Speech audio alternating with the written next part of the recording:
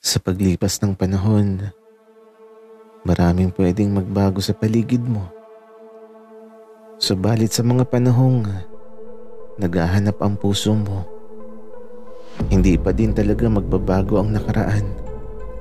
Lalo na kung sa kasalukuyan ay hinahanap mo pa din ang nagpapasaya sa puso mo ng lubusan.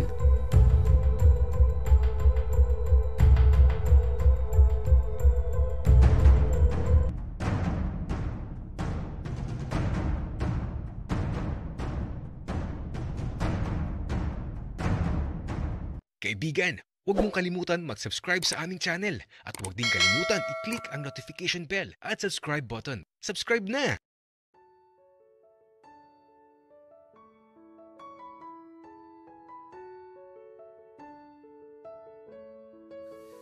Sa paglipas ng mga oras, nasa tubuhan lang kami ni Aaron. Masaya naman. Nakausap ko nga yung mga kakilala ko noon. Kinamusta ako? Sabi ko naman okay lang naman. At sa buong maghapon na andito ako, grabe, nakakapagod. Pero masaya naman. Kaya eto sa pagsapit ng hapon, umuwi na din kami kasabay sila, Kuya William. Andito lang kami sa sala ni Aaron. Nakaupo. Nanonood ng movie. Wala namang ibang gagawin Aaron, okay ka lang ba? Mamaya pagkatapos ng hapunan patulog na tayo. Sige lang Dave, para makapagpahinga na tayo ng maaga. Kasi bukas sa sagingan naman tayo. Nako Aaron, baka di mo kayanin dun. Kasi magbubuhat talaga tayo ng mga saging dun. Okay lang Dave. Saging lang naman yun, kaya kayang-kaya ko yun. Pero teka, saan ba dito yung silid mo dati? Yun yung pinto na yun. Patingin naman ako Dave. Aaron, hindi na kasi akong gumagamit niyan noon. Okay. Pero sisilipin lang naman natin Dave para makita ko. Sige. Teka, magsasabi lang muna ako kay Kuya William. Kaya ito, lumapit ako kagad kay Kuya. Naabalang nagluluto dito sa kusina kasama si Maki. Kuya William, pwedeng makita yung kwarto ko? Okay lang naman Maki. Kaya lang, hindi ko pa ginagalaw ang silid na yan sa loob ng 2 taon. O nga Dave, kaya kung anong itsura niya nung iniwan ni Ben, ganun pa din hanggang ngayon. Weak nga naman ni Maki. Ganun ba? Okay lang kuya, sisilipin lang naman namin Aaron. Okay, sige bunso. Pinaalalahanan na kita ha.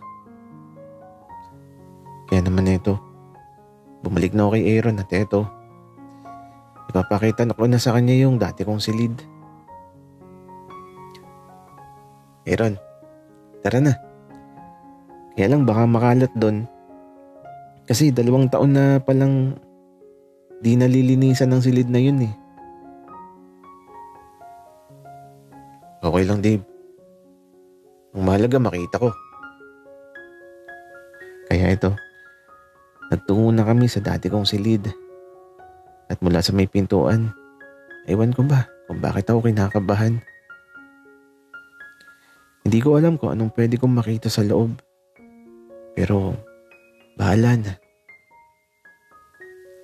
Nabuksan ko ang pintuan. Madilim sa loob ng silid. Nakasarado lahat ng bintana kaya wala akong makita. Kaya agad kong binuhay ang ilaw. At nang magliwanag na, Una kong napansin ang kama na maayos na nakatiklop ang kumot at nakaayos din ang mga unan. May mga agiw sa paligid at mukhang totoo nga ang sinabi ni Kuya na di nila ginalaw ang silid na to sa loob ng 2 taon. At mula sa salamin ng lumang aparador, nandito pa din ang mga larawan namin ni Ben. Nakadikit sa salamin ng aparador na nagbibigay kirot sa puso ko ngayon. Ang mga larawan ng nakaraan, ang mga alaalang di na mauulit kailanman. Dave, okay ka lang ba? Oo naman, Aaron. Okay lang ako. Gusto mo pa bang makita ang silid na to? Okay lang, Dave. Nakita ko na. Puro mga bagay sa nakalipas mo palang lahat ng andito. At mula sa kama, kung saan lagi kami nakahiga ni Ben dati, lumapit ako dito, kung saan may mga nakita akong mga papel na tila ba ginupit upang maghugis puso. Mga papel na iba't iba ang kulay at isang panulat, isang gunting at isang natuyong bulaklak na rosas.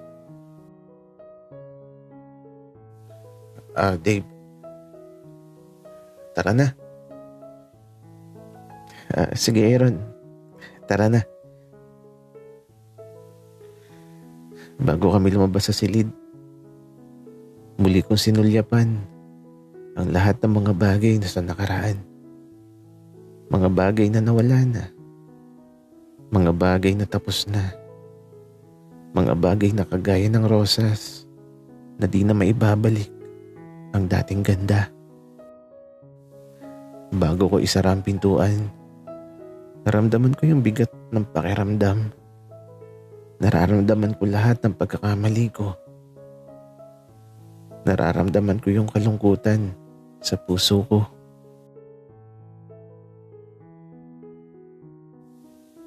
Bunso, okay na ba?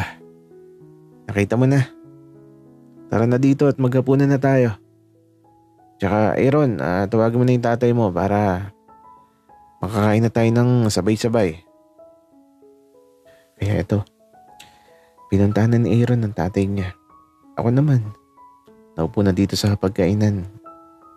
Habang si Maki nasa tapat ko na nakatingin sa akin.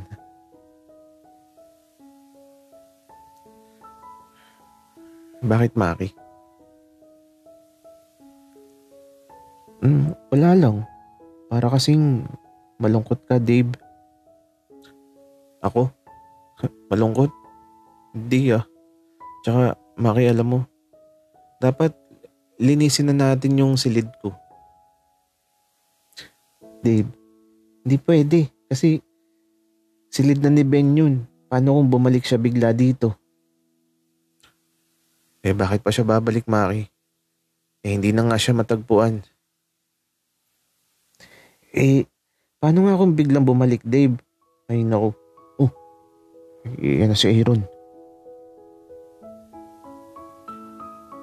Paano nga ba kung bumalik bigla si Ben? Pero, babalik pa ba siya?